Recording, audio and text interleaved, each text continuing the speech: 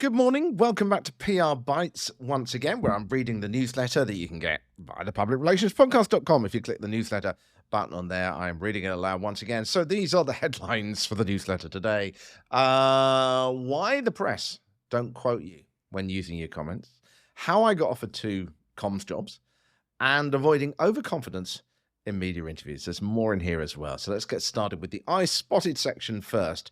And this was one, I came across a comment on Reddit that stood out to me. I think it was yesterday, was it the day before? And it said something like, more than a few times the media have reached out for interviews only to take our thoughts and put them in the paper without quoting us. But do you know why this happens? And I can tell you with my former news editors and journalist hat on, it's because you're not essential to the story. Now, what I mean by that is, journalists frequently reach out for insights and background information, as I'm sure you find. And this is a positive sign because they're thinking of you and they value your perspectives. But journalists don't always actually want to quote you.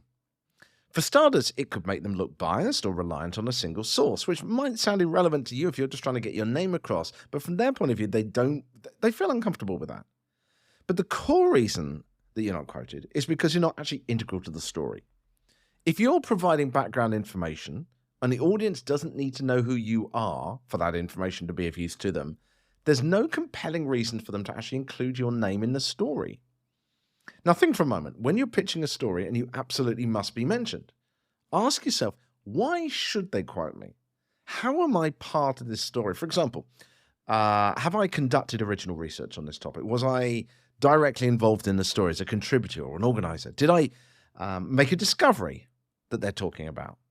Would leaving my name out of the story leave so big a gap in the story that it makes the reader wonder who did or said that?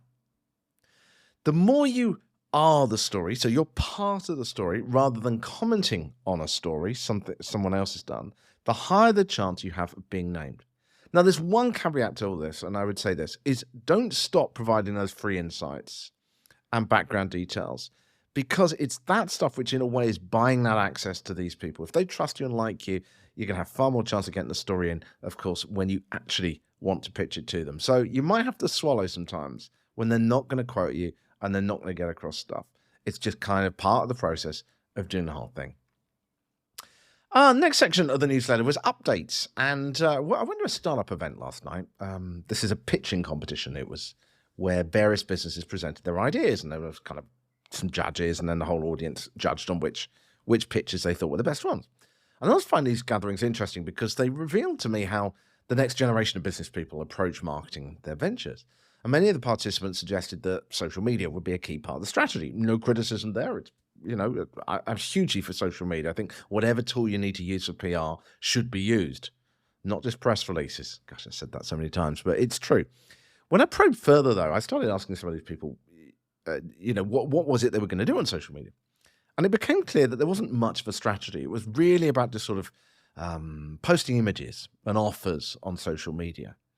And obviously, while this is effective, it only really is scratching the surface. The question I then was saying was, well, what's the story? We know social media is an essential tool for public relations, but it's not enough to simply send out tweets or flashy pictures. What captures people's imagination is having that ongoing compelling narrative, that compelling story that connects and grows. One of the participants who, they actually came second in the competition, in this pitching competition, they won an interview on a local radio station. So I said, okay, well, what story are you planning to say? What are you going to get across in that interview? And they said they got this idea and that idea and this idea, and they got this angle and all this kind of thing. But it was, as it sounds, a bit of a mess of thoughts. So I said, look, you've really got to focus on a clear story here. What is that narrative you're trying to get across? What are you trying to sell? It can't just be, I'm trying to sell a product and this is how much it is. It's what is the story behind it? Why should they buy into this idea? Why should this idea go into their subconscious? I think what's often missing in these scenarios is an understanding of the core elements that make communication effective. It's something that comms professionals like you have to think about constantly. Yet there's this continual need, I think, to educate others on these principles and the importance of this and, of course, of PR as a whole. We're surrounded by stories every day. They shape opinions. They build brands and influence decisions. We know storytelling works, but many still overlook the strategy and the structure behind it, which is why I think some stories succeed while others just fall completely flat. So as communicators, we've all got a big job of not just selling what we do to a new boss or client, but of educating people about these nuances for the benefit of the whole industry. I'm beginning to do more of this educational effort, as you know myself, and I want to visit more events like this to try and get across to them the value of PR and comms and what you're doing and how this whole sort of communications industry works and benefits them. Storytelling ultimately isn't just a nice phrase, it is a strategy. And that's why I need professionals like you. Next section of the newsletter was tip from a guest. And here's a tip from a recent guest. When you prepare a guest for an interview, make sure that the guest is confident but not overconfident. Being too confident can actually be as damaging as being unprepared. And the only way to get this right is to clearly understand the audience and what phrases and language are going to resonate in what way. That's obvious, isn't it? I see this happening particularly again with startups. They have to obviously have blind faith in their often completely unproven ideas, but that overconfidence and that overexcitement can often come across as arrogance, even though they never intended it that way. So getting that phrasing right, again, they need your help to make sure that they understand how to do this.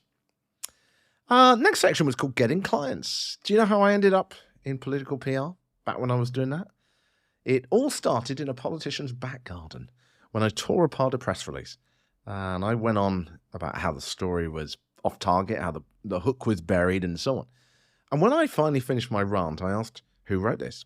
And it turns out it was them. But instead of being offended, they actually offered me a job, which I took. A similar thing happened with a communications consulting firm. I was having lunch with the owner, simply just as a catch-up thing. And they started talking about a project, and I immediately jumped in, and I started telling them why I thought they were wrong and why this was. I didn't have a plan. I hadn't thought about this project before. I didn't know about the project before this conversation. And I hadn't done any research on it. I was just being honest and venting my thoughts and giving ideas. And guess what?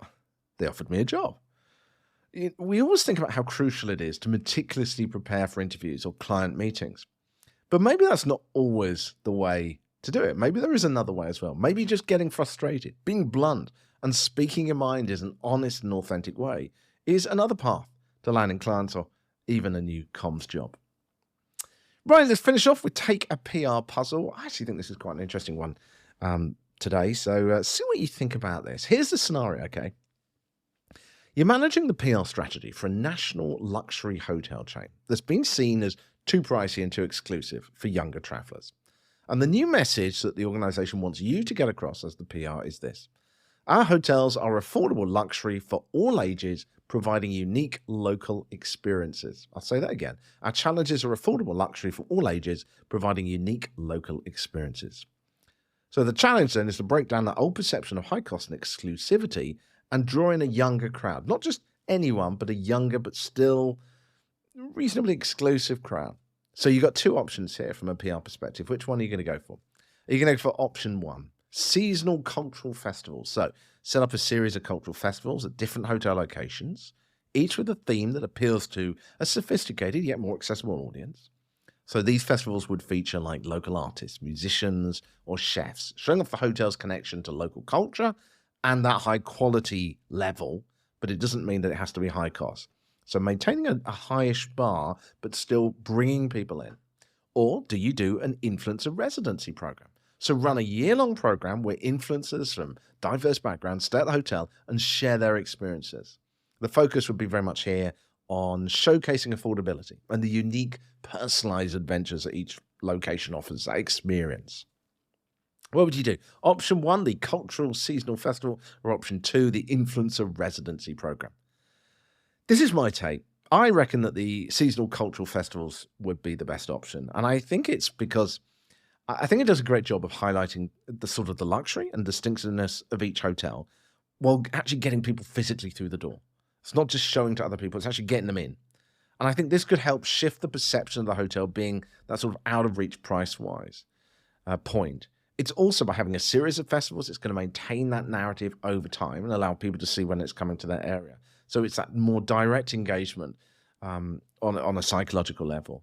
The key here, though, I think would be to make sure that you carefully select the festival themes and the things that are going on at it to resonate with the demographic that you're aiming to attract.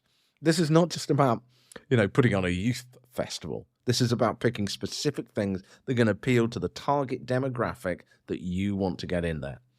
I think on the flip side, the influencer residency program, the problem is it hinges on influencers' reach and the trust that their followers having them, which of course can be hit and miss, and the kind of people that they're appealing to. You know, influencer marketing sometimes can also come across as less genuine, particularly if these people are doing paid posts and it's pretty obvious they're doing it. And if the followers don't align with your target audience, you're going to be taking a risk. So personally, I'd be going for these cultural festivals that have this broader reach, involve the community, get people physically in the door, and provide memorable experiences that can more effectively anchor this new message of affordable luxury in your local area in people's minds. But what's your take? Which path would you take from a comms perspective on this in terms of weaving an idea, a thought, a narrative into people's minds? That's it for today.